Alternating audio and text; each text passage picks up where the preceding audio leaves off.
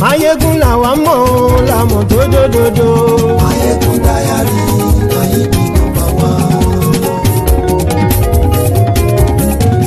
Maiyegun làwa mọ̀ làmọ̀ tó dòdòdò. Maiyegun Diary, Maiyegun #1. Maiyegun ti dé o ọ̀rẹ́ ara ìlú.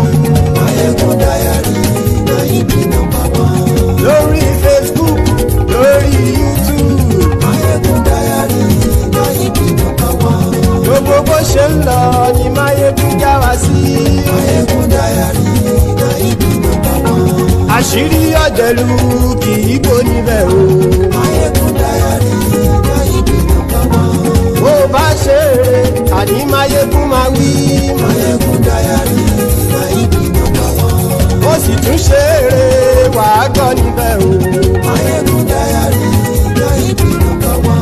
Maiyegun Diary, Diary Politico. Maiyegun Diary, Maiyegun #1.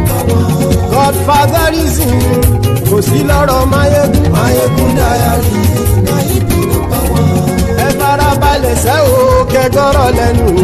Maiyegun Diary, Maiyegun #1. Àní Maiyegun làwa mọ̀ tó dòdòdò.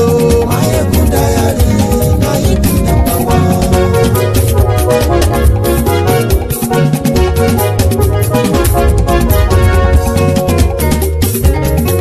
Àní ẹ̀sùn ràkì. Maiyegun ti dé. Maiyegun ti dé. Ọ̀jẹ̀lú ẹ̀sùn ràkì. Maiyegun ti dé. Àní ẹ̀sùn ràkì. Maiyegun ti dé. Lórí Facebook.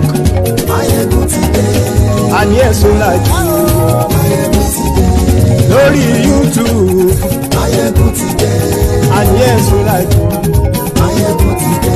Bọ́ bàbá gbé wúrẹ́. Maiyegun máa wí. Àní ẹ̀sùn ràkì. Maiyegun ti dé. Ijó ìgbádìyẹ. Maiyegun máa wí. Àní ẹ̀sùn ràkì. Maiyegun ti dé. Pẹ̀sìdó bá rúfin o. Maiyegun máa wí. Àní ẹ̀sùn ràkì. Maiyegun ti dé. Kí gómìnà kówó jẹ. Maiyegun máa wí. Àní ẹ̀sùn ràkì. Maiyegun ti dé. Ọlọ́pàá ti ń darí bá. Maiyegun máa wí. Àní ẹ̀sùn ràkì. Maiyegun ti dé. Aṣòfin ti ń rúfin o. Maiyegun máa wí.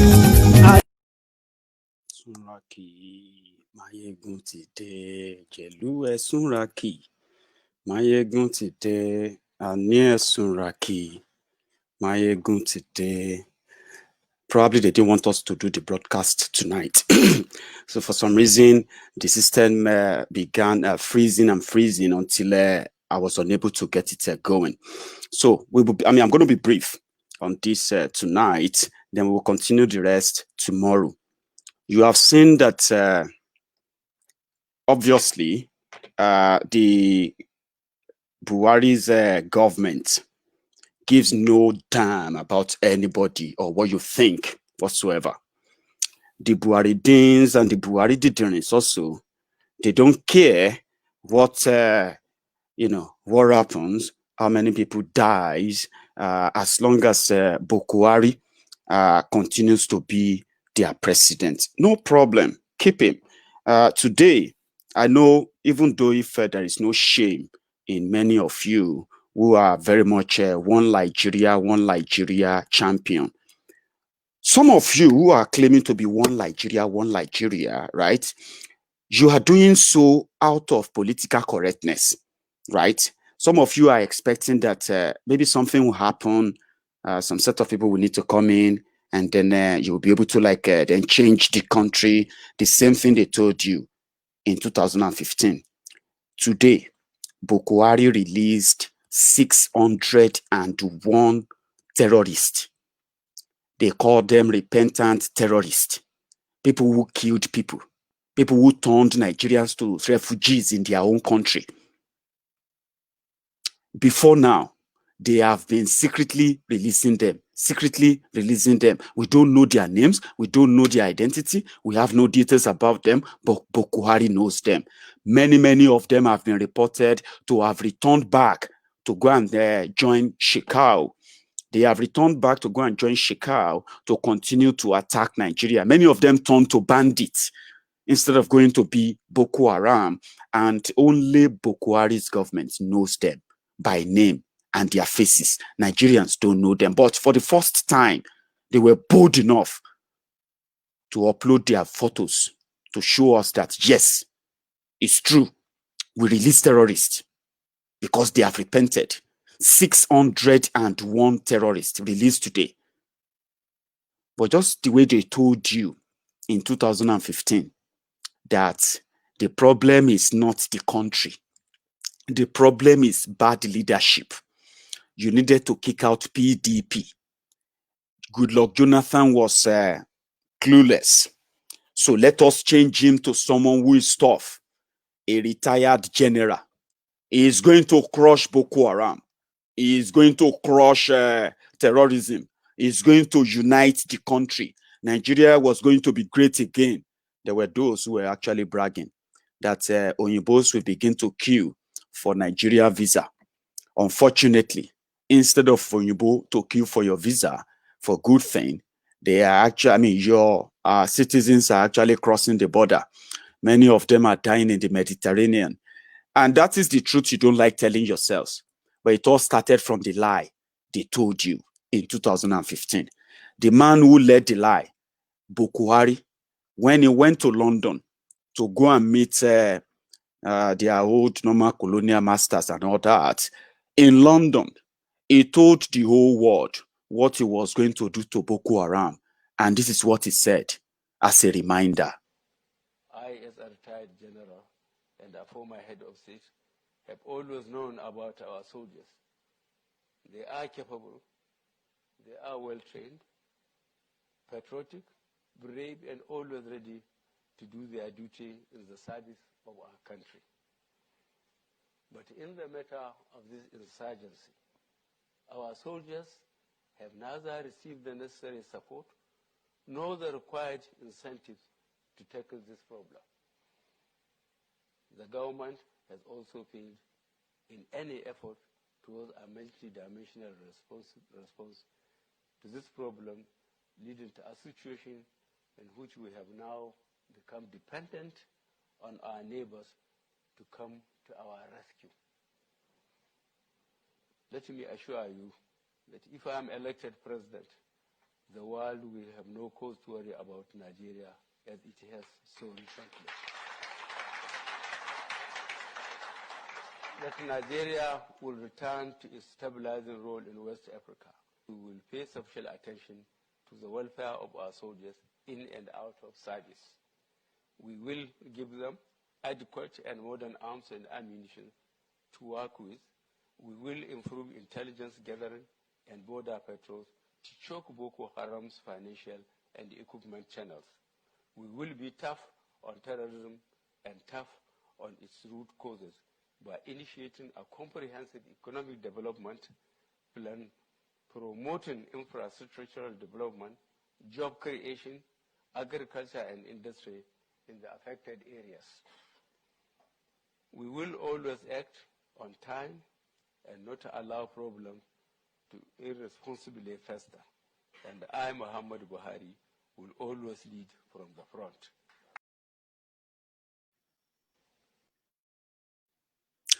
So that is what Buhari said in 2015. I think it was about, it was around January or February 2015, before the election got postponed. I, Muhammadu Buhari, would always lead from the front. We will not, we will not wait for problem to fester before we respond. Where is Buhari now? Where is that your leader that will lead you from the front? They are killing soldiers. He said they were going to choke the finance, the source of Boko Haram if he was elected president. That means they will stop those who are funding them, which they made you believe was the PDP, and they needed to go. You all agreed that they needed to go. And go, they go, or they gone, or went. That was the lie they told you. So many of them are going to tell you the same lie in 2023. There is a Messiah. Oh, he's going to make sure that this and that. And so many of you, with your political correctness, you are going to continue to say that everywhere. Yes, I trust him. He's a leader with acumen. He's a leader of leaders. He's a blah, blah, blah, blah. You will bring another thief. The same way they sold you the lie. But something happened. Immediately, Buhari was elected and APC took over government in Nigeria.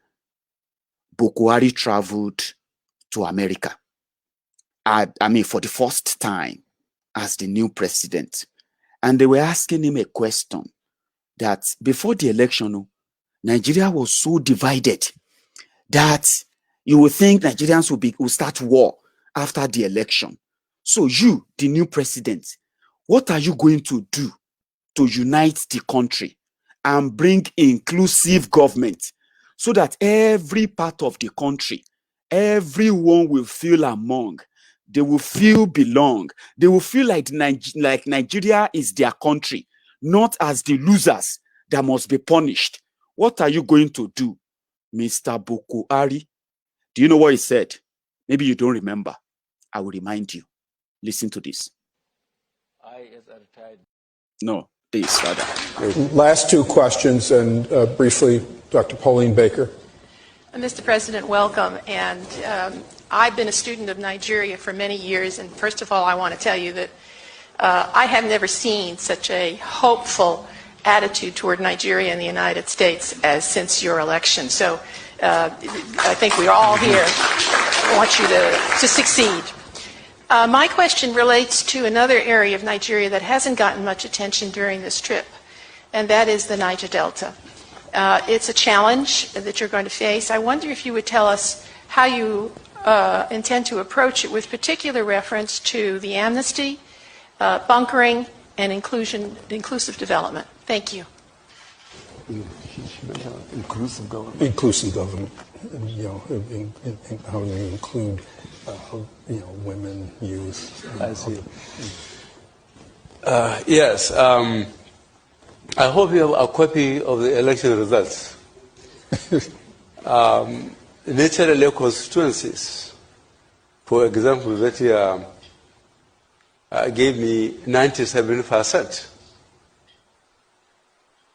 cannot, in all honesty, be treated on some issues with constituencies that gave me 5%. I think this is a political reality. While certainly there will be justice for everybody, everybody will get his constitutional right. But while the party in constituencies where they either share hard work, they made sure that they got their people to vote and to ensure their vote count. They must feel that the government has appreciated the effort they put in putting the government in place. Did you hear that? This was the man that just won an election. A divisive election. An election like never before. The remnants of that election is still with Nigerians today because this man was very much ready to latch on that division, to become a tyrant that he is today. And to this day, instead of Nigerians to be united, they are more divided, courtesy of a man that won a divisive election. They never stopped. They went on and on, even when they won. They went on and on with divisive rhetorics. He even went on to a point by going on this impunity of a fame, which they call nepotism. Nepotism. You see, forget about big English. All right. Sometimes I don't even understand them myself. But what that simply means is that to unite a country, they call something federal character. Federal character, which started with quota system. Quota system means they wanted a particular region to get a particular cutoff mark in education, and will still be entitled to the same other children from other regions who have to struggle to beat the highest cutoff mark set by the education body. So they call it quota system. Then they have another one they call federal character. This guy came and he killed federal character, sliced the throat, turned to a tyrant, went to NBA General meeting, Nigerian Bar Association, where all lawyers, the greatest lawyer they call themselves in Nigeria, common criminals, most of them, because they are friends with these thieves. They are those who help them to manipulate the fake book they call the law, constitution. This same guy went into the Bar General meeting, Nigeria Bar NBA General meeting, and told them that national security is more important than human rights in Nigeria, which means in the name of national security, Buhari would arrest you, and there is no court that can free you. And you can see Omoyele Sowore is battling with that, something that ordinarily should never have happened. But he managed to do that because he was latching on that division. Through that division, he knows, even though those who are Buharidins, Buharididiris, they are also living in that same Nigeria where there is no job, there is no electricity, there is no good road, there is no security. Corruption has escalated, skyrocketed. They know all of that. They see the killings too. But because the people they follow, they call leaders, have been building their power based on that division that, oh, it's because of 2015. When you tell them about the killings, even if they see them, they will tell you, is it today? Because of the division of 2015. So it never united the country. It divided the country more. It gave the position of securing the country to the most trusted people from his region in the northern part of the country. We would expect that as a retired general, automatically the Boko Haram fight should be over in no time. But that didn't happen. It lagged on because they now turned it to complete business now. Instead of prosecuting the arrested Boko Haram fighters, they are releasing them. Instead of him to reduce the number of IDP camps, internally displaced person. Now English, then take Polisham. You know what that means? It means Nigerians who are refugees in Nigeria. You know, at least you know the meaning of refugee. People who have been chased away. Many of their family members have been killed. Their properties have been destroyed. They have to live in an open field. They have to live in a makeshift tent. They have to live in abandoned schools, abandoned properties to feel safe. Nigerians who are refugees in their home country. That is what they call IDP. Okay? When they want to make it sound nice, they will say IDP. There's nothing like IDP. Nigerians who turn refugee inside Nigeria, but they will tell you, nobody should try and cause war in Nigeria. Don't try and cause war. Everything is like, we should be praying for them. Oh, my friend, don't try and start war. You are at war. And they are showing you cartoon. And they are telling you to make up the rest in your head.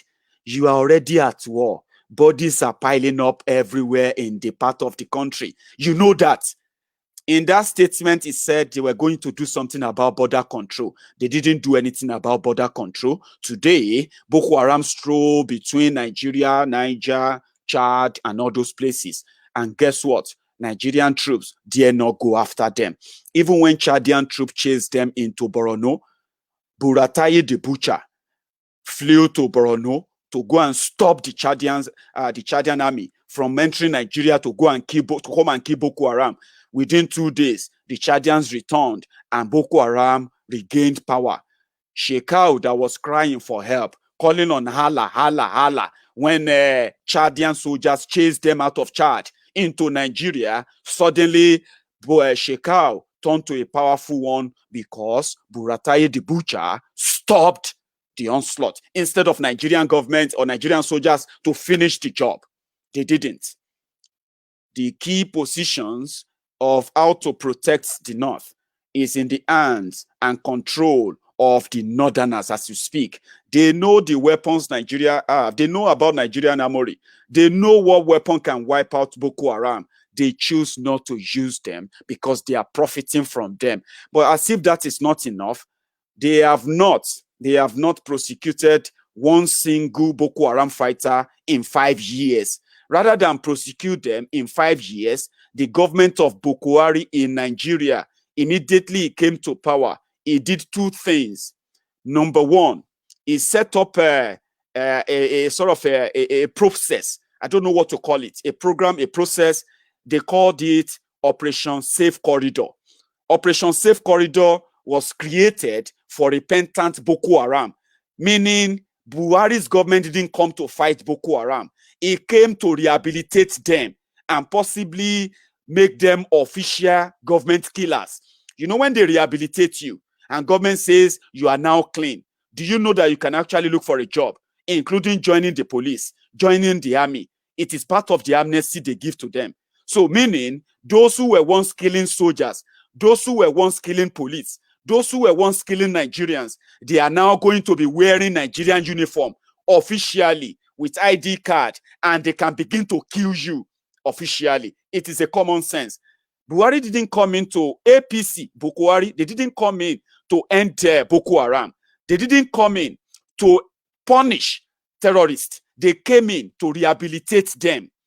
That is why when he came in, they set up that operation. They call it Operation Safe Corridor.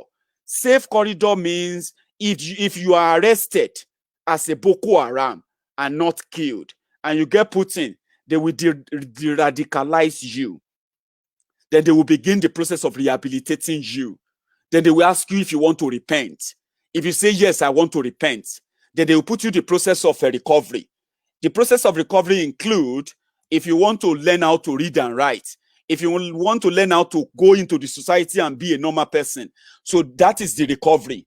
You will do that for 6 months, paid for by Nigeria, medicals paid for by Nigeria, their welfare paid for by Nigeria, everything paid for by Nigeria. And at the end of the day, when you graduate from that, meanwhile, when you are recovering, they allow you to read that Quran this time around because they believe the terrorists don't read the Quran. So the government will give you the Quran to read. So they believe it's part of your recovery. When you finally recover, they will then reintegrate you into the society. How do they reintegrate you? If you want to marry, they will allow you to go and pick a wife. If you bring that wife, they will give you money. They will give you probably a house as a Boko Haram fighter. Then they will set you up. If you want to be a business person or whatever, they will set you up with money.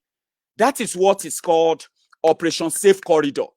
Rather than punish terrorists, we are rehabilitating and rewarding them.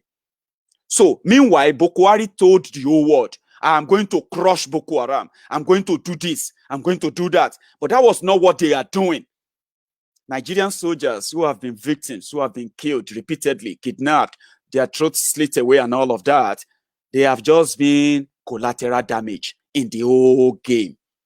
He did another thing, that was to set aside or create a task force inside the Nigerian military.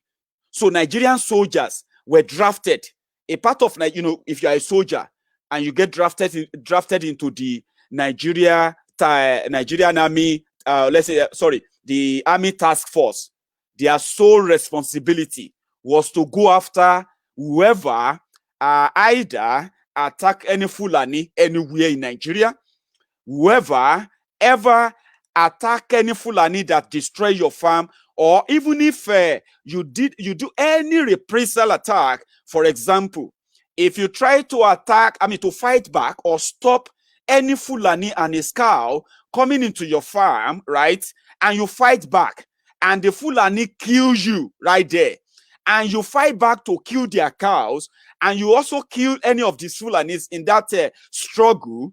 So there is a team in Nigerian army given the responsibility, right, to come after you, because you will be considered a cattle rustler who attacked a peace-loving Fulani herdsman who was just going about with his cows, no problem, but you are the one who is the aggressor if you do anything.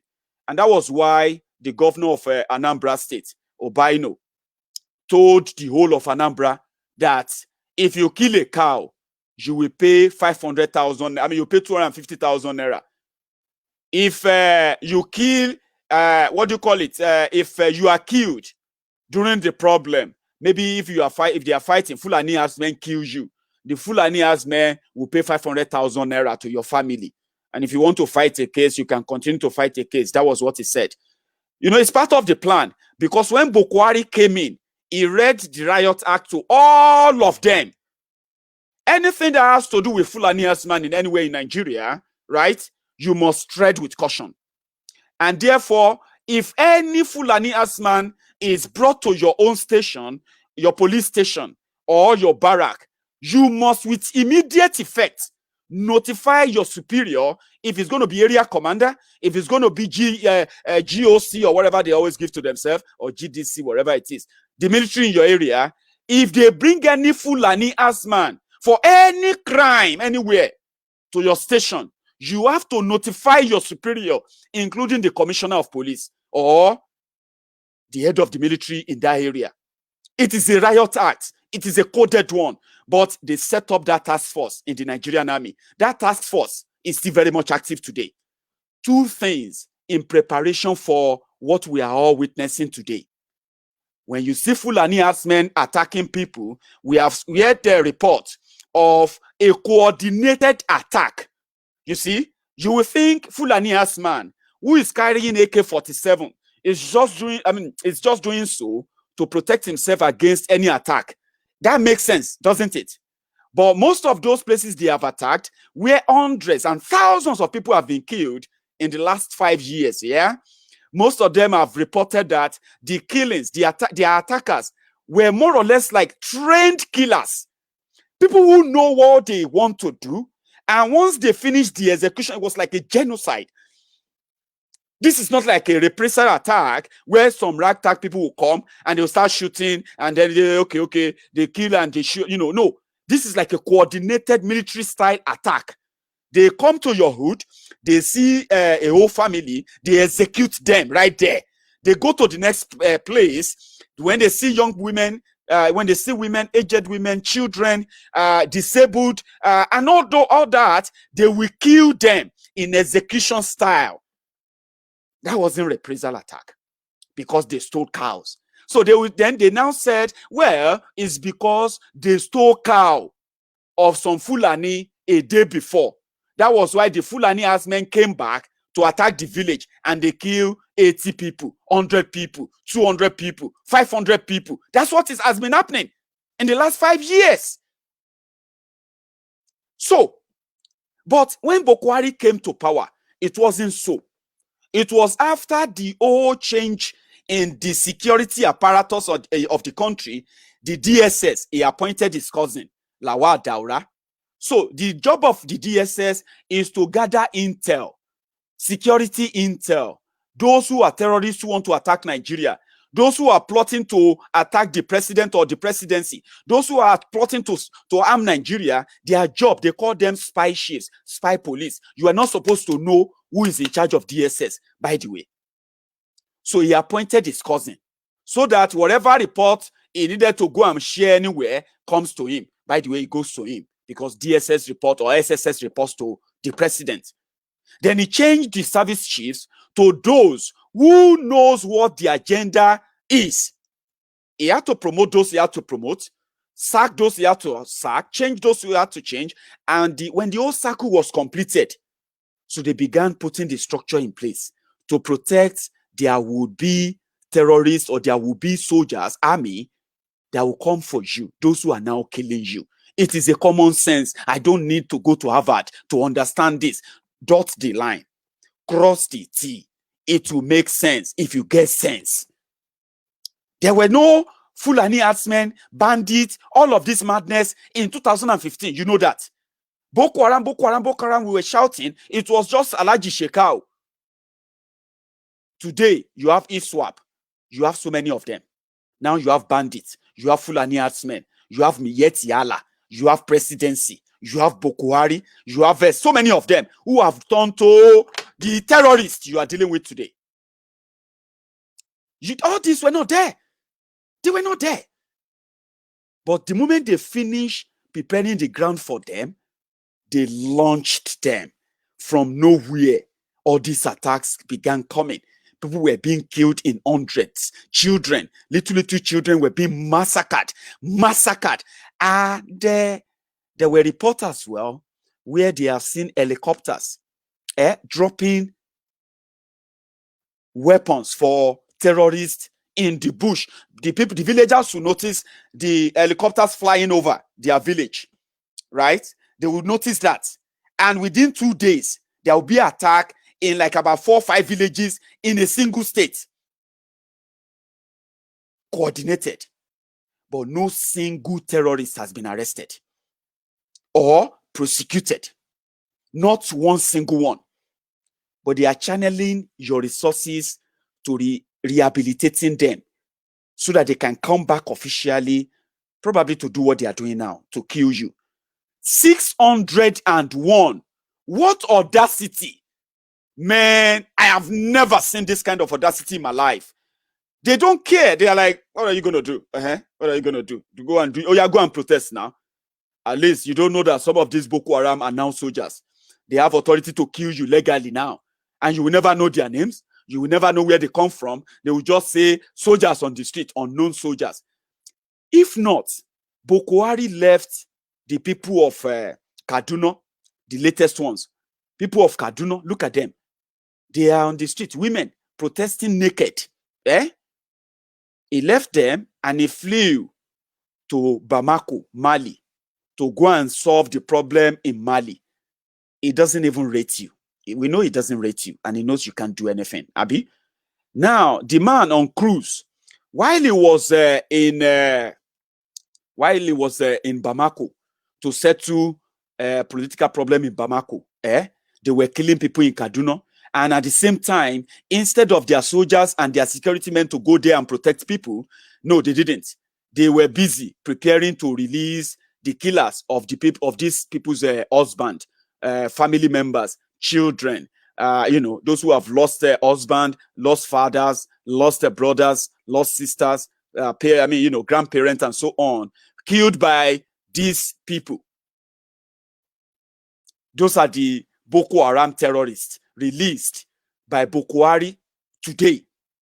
So you, as a Buhari din or a Buhari didn't, a Buhari did not too, or a Buhari did not too, a Buhari shuku, ungoziari, unnekahari, obedient fool, humbled slave, and sophisticated moron, including your uncles and aunties abroad, the Mumu Madus, the Bele lecturers, the Mumu lecturers, the Facebook bandits, the social media artsmen, as well as the Buhari idiot in general. What do you make of this? Do you beat your chest and say you are so proud of the calamity you have brought upon yourself? Or you still think, my friend, continue to shout, there's nothing you can do about it. Alaye, there's nothing I will do about it, okay? Just pray that your picture will not become one of the pictures we are also going to use for example of the foolish ones who are going to die in the war they have no clue about. The man flew to Bamako. He didn't go to Kaduna. He didn't go to Katsina, where 18 soldiers were killed in a single day. 18 soldiers, Nigerian soldiers, being killed by the people that Buhari eventually freed. 18. As a soldier watching this video, listening to me right now, how do you feel? I'm asking you, how do you feel as a Nigerian soldier right now as you are watching this video? Watching that, even as you are complaining that you are being killed, right? The breathing mannequin, because that's what Buhari is, a lifeless person, which we can just call a breathing mannequin. You know all this mannequin you see in the shop, the one they dress up and all of that, So imagine a mannequin that is breathing. You know, you still have to dress it. You still have to walk it. You still have to push it. It doesn't talk. So probably if you want to make it look like it's talking, you can begin to move its limbs. That is what Buhari is. Are you proud, happy, that this actually makes you happy as a soldier right now? He left Nigeria for Bamako, while many of you are currently hiding from those who want to kill you. You were supposed to be hunting Boko Haram fighters, Abi, but you are now being hunted by Boko Haram fighters. You are now running away. 300 of you are to escape to the neighboring country that they are no longer interested in working as Nigerian soldiers. They ran away. They ran away while they are fighting. They didn't come back and refuse to go back. No, they ran away. They said, you get killed. You just get killed for nothing. Nigeria will kill you if you don't kill Nigeria. So what they have succeeded in doing is this. Nigeria doesn't really matter anymore to them. But they are just waiting for you, probably to when you are going to be like, enough is enough. It's like they are screaming. They are screaming that Nigeria, stop us. Stop being stupid. We will do anything. We will ridicule you. You are absolute nothing. We are we are indifferent in any way to whatever you think you are feeling. That is exactly the message. Now, it's like they are now screaming, asking you, please, chase us away. Please, take over your country. Please, break it up and save lives. Or else, we will do worse. This one, now just warm up. We will do worse. You will see Boko Haram member become captain in Nigerian army. You, who has been saying I pledge to Nigeria, my country, to be faithful, loyal, and honest, you will begin to ask yourself, have you not been so stupid? Loyal and honest? To who? To criminals who gives no damn about the country, no matter how many books you have read. They are going to tell you, you see, our own Showore, I support everything he's doing, and I'll continue to show my own support to him in my own little way, as many other people. The reason is very simple. Showore and many others represent what many of you should be. When you say something is not working and you claim to believe in one Nigeria, then you should begin to process of changing it, rather than questioning those who said, even if you try to change any of your leaders, even if Showore becomes the president of Nigeria, Nigeria is so messed up that Showore will turn to your number one enemy, and within few months. You know why? Because it is a collapsed system. You cannot restructure a system. You cannot restructure non-existing structure. Now, only when you get structure, you will restructure. They say the foundation bent, and you are all saying, how come? It's because of the characters that put it together for you. To chase them away, they are asking for blood. They said it will be war. Showore is not asking for war. Showore is asking for peaceful, change of government in a way that you can have a government that works for you. Now, here is the confusion. Showore wants one Nigeria, and he is ready to work with any of you who also want one Nigeria.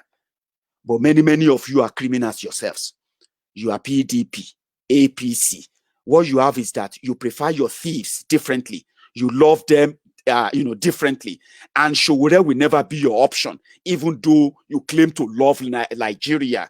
You never wish Nigeria well. If you ever wish Nigeria well yourself, those of you who claim to love Nigeria, I'm coming back to those of us who are telling you that do for 1 million times. All of them will enter zero. It will end in premium tears. So let's even now say, those of you who love Nigeria, you love your thieves, not Nigeria. And therefore, if you do love your country, if you love it as much as you want to claim, you will never, ever, ever, ever open your mouth to support any of the characters who has ever been in either PDP or APC, anywhere. But Showore is your number one enemy. We know. Even though you claim to love Nigeria, Showore also love one Nigeria.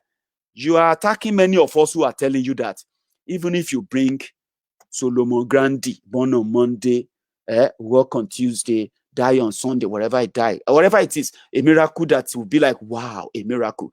Bring and make him rule Nigeria. Shocker. It will end in shocker. And I'm glad Showore is also watching. And it's what I will tell him personally when I see him one-on-one.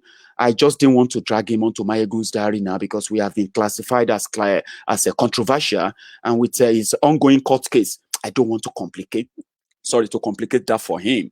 However, they love one Nigeria. Showore want one Nigeria. If you love one Nigeria, why do you have to keep supporting the criminals who put you in this mess? Meanwhile, Showore is your easy target. To what? To attack. Nnamdi Kanu. Mazi Nnamdi Kanu. Your ever, what do you call it? Your number one nightmare. Whether you are PDP, APC, Nnamdi Kanu is everyone's nightmare. PDP are scared that whenever election is coming, Nnamdi Kanu is going to tell people not to vote. And they needed that vote badly to send their own criminals back to government. APC will be like, Nnamdi Kanu wants to break away. He wants to go and be a president of a country. That is why he wants to break away. No, we know that Igbos will never rule Nigeria. Never, never. Even though it is one Nigeria, we are all one. But never, they will never rule this country. They are not our equal. But they have to accept that they are one Nigeria. So Nnamdi Kanu just want to divide Nigeria just because he want to be a Biafra leader. Okay, fine. He wanted to divide because he has seen through the lies that many of you also know about. But with your political correctness, you will never admit it. So Nnamdi Kanu says, you know what? If you do it 1 million times, even if you bring any of yourself into it, the way the system is structured, you will fail even before you start. Why not make it easier? Save lives. Let each region and everybody who wants to be country, let them go on and be countries. They said, oh, let us restructure. Restructuring is fraud. If anybody comes to you and talk about restructuring, they have actually probably watched your mood. They needed that. And they will need to tap your mood button to tell you that they will restructure. We just need the honest people. We just send them, break it up. To save lives, save Nigerians from the hyenas, the human-eating animals that you call your leaders. That's what Nnamdi Kanu is asking. So, I like Nnamdi Kanu is against the system that some of you love. I love Omoyele Sowore because he's against the system that some of you love. He's asking you, let us change it. You call them names. Hey, he's supported Buhari. Jonathan, that some of you are running mad because of 2015 election for. The Jonathan that some of you morons are running mad for on social media. You cry babies, little babies. Grown-up men, little kids in grown-up or grown-up women body in 2020 at your age. You are talking about 2015. You are so pained. Even Jonathan, the one who lost the spoon to the pot, the one who lost the key to the vault, is already an envoy to Buhari. When they see themselves, they laugh. Every deal where he won't cut out inside this old barrage, he always make the deal out for himself. You will see him on video. You'll be mad, running mad. Hey, Jonathan should stay away. Are you not old enough to decide for yourself that you are grown up? Are you not?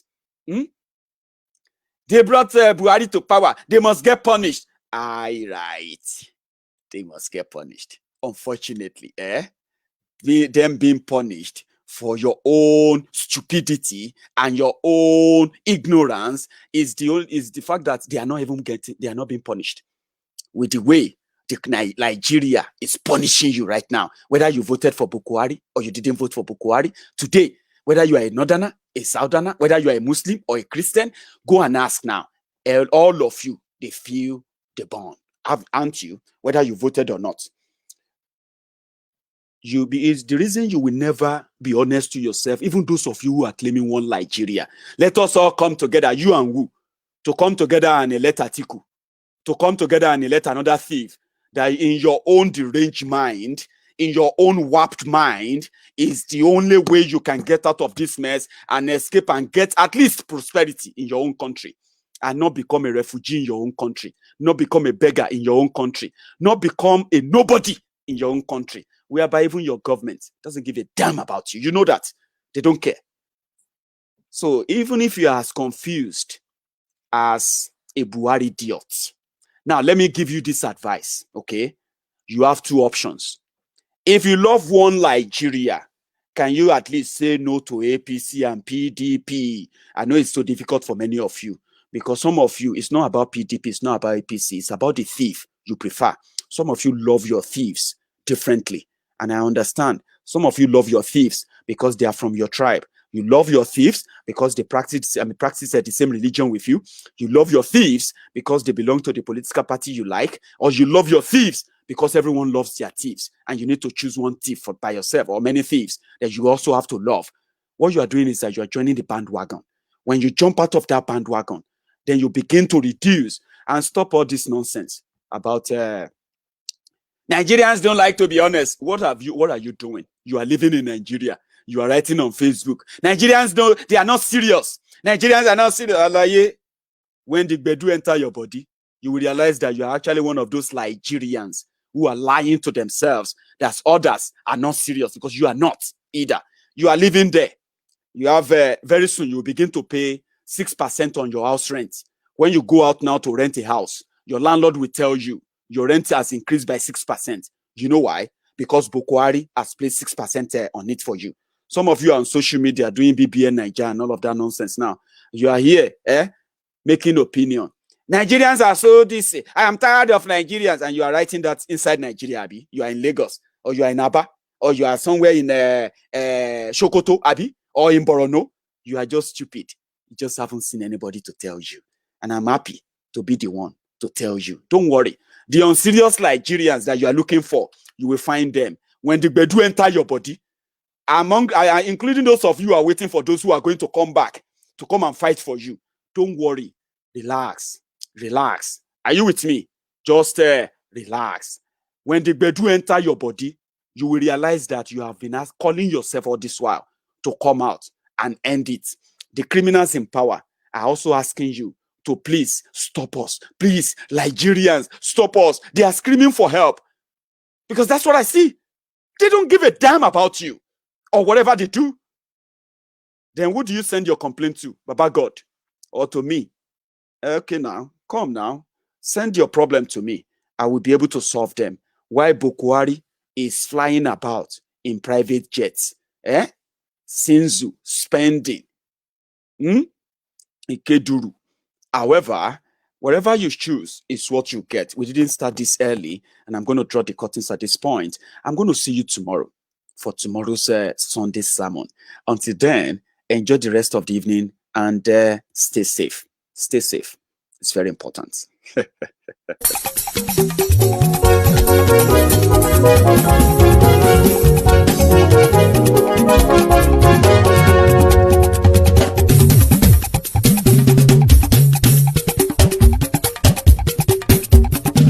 Maiyegun làwa mọ̀ làmọ̀ dódódódó. Maiyegun Diary, Maiyegun #1. Maiyegun làwa mọ̀ làmọ̀ dódódódó. Maiyegun Diary, Maiyegun #1. Maiyegun ti dé o, ọ̀rẹ́ ará ìlú. Maiyegun Diary, Maiyegun #1. Lórí Facebook, lórí YouTube. Maiyegun Diary, Maiyegun #1.